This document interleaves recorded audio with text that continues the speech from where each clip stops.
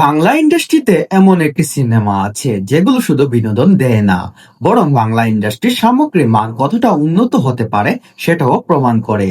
শিকারী সেই তালিকার সেরা একটি উদাহরণগুলো। শাকিব খানের ক্যারিয়ারের টার্নিং পয়েন্ট।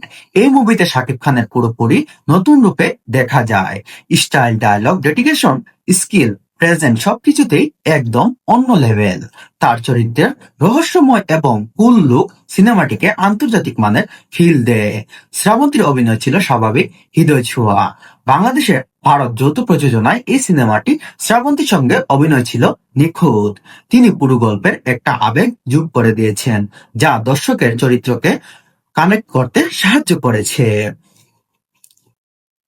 মুভির গল্প সহজ কিন্তু প্রেজেন্টেশন অসাধারণ। প্রতিশোধ, আবেগ, থ্রিলার, স্টাইল সবকিছুই দুর্দান্তভাবে মিশ্রণ। ক্যামেরার কাজ, লোকেশন, স্কিল এবং অ্যাকশন সিনগুলো বাংলা সিনেমাকে নতুন এক লেভেলে নিয়ে গেছে।